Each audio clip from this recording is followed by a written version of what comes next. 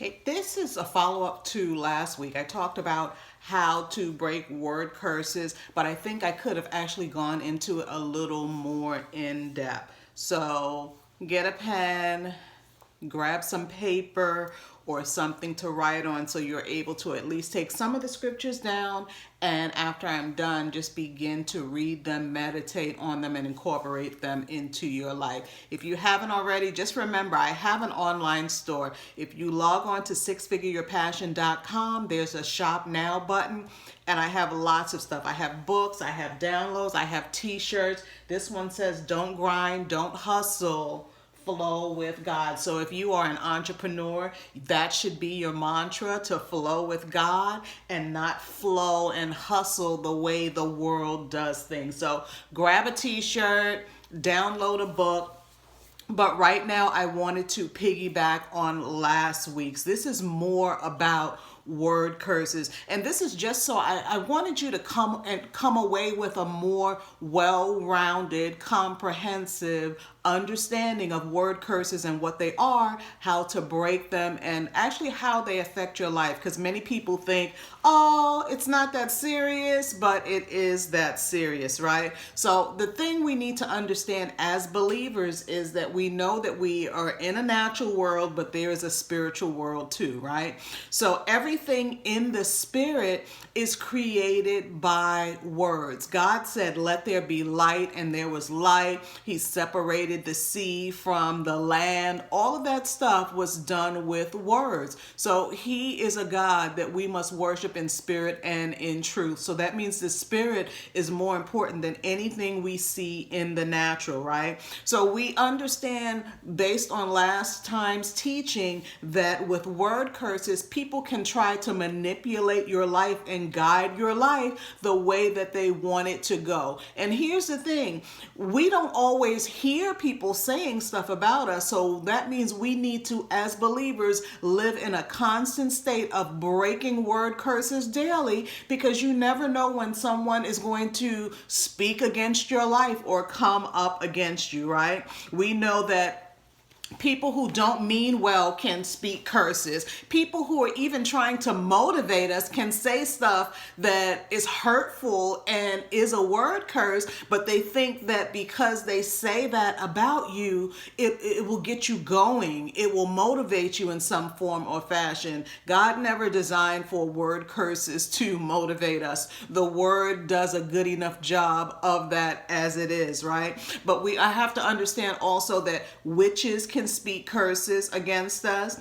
Pastors who may be mad that you left their church and went to another church, or fellowshipping somewhere else, or going to someone's conference, can speak stuff against you. If you have a clingy parent, or you know how the scripture says to leave and cleave when it comes to marriage, if you have a family structure that is dominating and they want to micromanage everything that you do, they can begin to speak words against your new union that will manifest because of their hurt, or how they feel that you are no longer there under the control of the family unit, right?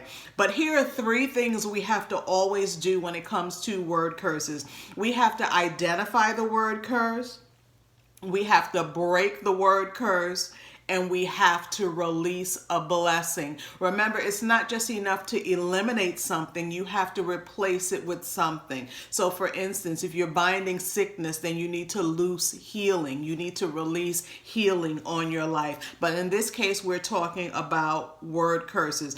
And I want you to understand that unhealed people let demons use them to release word curses over you. So we can't think that, oh, my mom wouldn't release a word curse, or my sister wouldn't release a word curse. When people are angry, when they're upset, they're operating out of something that is not even them. And that can form words and speak it over your life. So this is a true story, right? I had an entire team at one point assisting me. And I know for a fact that at least 3 of them were speaking against me in the form of gossip, word curses, and all kinds of things because of the end of the friendship and being on my team, right? I know for a fact that at least two of them figured that because they were no longer a part of what I was doing, that my events would fail. They would not succeed, right?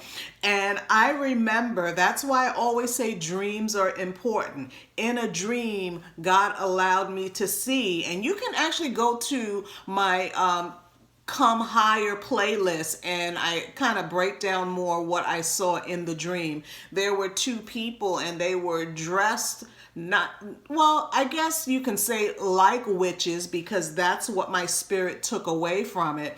And they were in dark clothing. And when they were talking, it wasn't making sense, right? So God showed me them in a vision, dressed like witches, and I had to not only break ties with them, soul ties, because remember, I told you, you can have soul ties with the same sex, and it doesn't mean it's sexual. Friendships, platonic friendships can create soul ties. So I had to break soul ties with them, right? And I had to continue to break the curse of whatever they were releasing in the spirit against me. So God showed me that so I can come up against it. But remember what I said, we have to always just come up against word curses, because you never know when someone is speaking ill about you, someone is dragging your name through the mud. Sometimes we don't even do anything to them. You can be minding your own business and posting a Christian banner on social media, and some people will actually take offense with that because of how they woke up that morning, what's operating in them, or just maybe the direction that their life is going in, right? So the fact of the matter is that hurt people try to hurt people. You've heard that, right? But I refuse to live under the boot heel of their hurt. Whether they were hurt or not, that had nothing to do with me. At that point, I had repented for everything and turned away. Because, fact is, sometimes we do things that we don't even realize that we've done. So I repented and moved away, but I had to break the word curses so I'm not living under something that someone else is speaking over my life. So, and here's a fact too, words can release blessings and they can release curses. So we have to always be aware of what our words are doing. What the words of others are doing speaking over your life is important too, but what are we saying on a day-to-day basis? Are you saying any of these things? This drives me crazy. Oh, I hope I don't catch this new flu that's going around. Oh, I don't ever think I will get pregnant. I can't afford to tithe.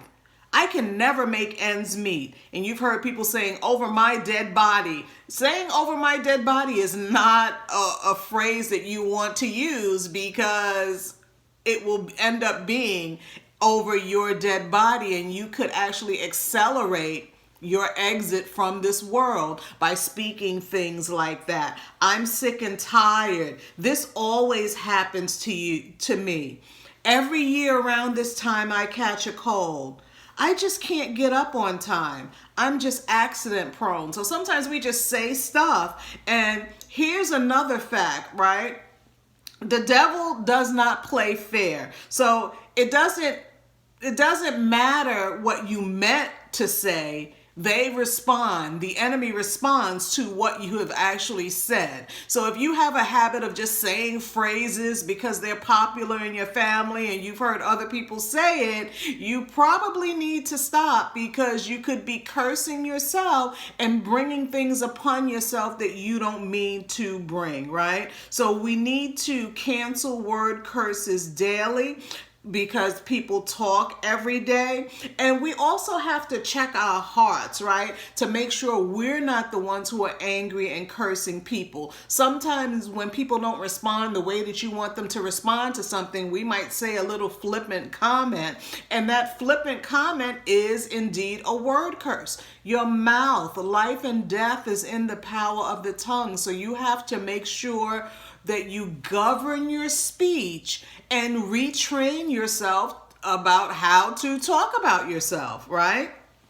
So, and we have to repent right? For anything we've spoken against someone else, and revoke any curses that were sent our way like an arrow, right? We know that the word implores us to forgive and bless others. So if you grew up in an atmosphere where it was just word curse after word curse and demeaning words against you, you break those things, but you can't harbor unforgiveness. You have to forgive just as you want God to forgive you, right? And also, I didn't go into it last time, but a lot of times when people email me or they message me asking me stuff, I send them to Deuteronomy 28 so you can see the list of blessings and you can see the list of cursings. I'm not going to go through them all, but Deuteronomy 28 verses 1 going through to 14 is blessings upon blessings. You will be blessed when you come in and when you go out. Your basket and your kneading dough will be blessed. The fruit of your womb will be blessed. You will be blessed in the city and blessed in the country. So when it comes to breaking curses, remember I said you have to replace them with something. So even if you only pray over yourself, Deuteronomy 28, 1 through 14, that's a good starting point until you find other scriptures to add to it. So replace your with my. So the fruit of my womb will be blessed, and the crops of my land and the young of my livestock will prosper. My baskets will be full and blessed. I will be blessed when I come in and when I go out. You own it, you replace it, you break those things. Again, the three things that you want to do is identify the curse in your life, break it according to James 4 and 7, and release a blessing. And you can start with Deuteronomy 28, 1 through 14. Okay? I think that was all that I wanted to share. Again, the word stands by itself. It stands by itself. Now, word curses is only part of it. Remember, like I said, I was going through my day just minding my business after I had separated with these people on my team. And God in his sovereignty, because he loves me, revealed to me all the chatter that was going on about me in a dream. So that's how I came to the knowledge of it. So I had to go extra hard because I had to break soul ties in addition to breaking the word curses. So remember, sometimes we're just unaware. So if you have things going on in your life, things look like they turned upside down, you need to pray and ask God, Lord, what is going on? Is there someone specific or there people? What do I need to break? And you routinely break the word curses, but if he tells you extra on top of that, meaning specific people or situations that may have caused people to start chattering about you, he will let you know that too, so you could begin to pray about that. So like I was saying, word curses is just a small fraction of our spiritual life. There's so much more to explore, and that's why I've just reopened the Spiritual Equipping Academy, and I've made it a course so you can sign up, go at your own pace. You can learn about dreams. You can get more teaching on spiritual gifts and how they operate, how to see in the spirit, and all that stuff. I think I had piqued a lot of people's interest when I was talking about prophets and how they operate and the gifts and how to know what you're called to and that kind of thing. So if that interests you, then you probably will be interested in the course. Sign up. You can sign up by reaching out to me or logging on to my website, sixfigureyourpassion.com. You click in the tab Let's Work in the menu bar, and in the drop down menu you'll see my courses. I have crash courses and I have courses that you go through for a few weeks, and you click, you sign up, and you can be a part. I'm limiting how many people are taking my course at a time so I can kind of pace and answer questions as they go along and ask. So if you're interested, log on, sign up. I think this go around I'm going to start with 10. So if you want to be one of the first 10, jump on board, click the link, sign up. If you get the waiting list or an error, that means I reach capacity and you have to wait until I reopen it to sign up. So if you want to be one of the first, log on, let's get it done. I'll see you next time.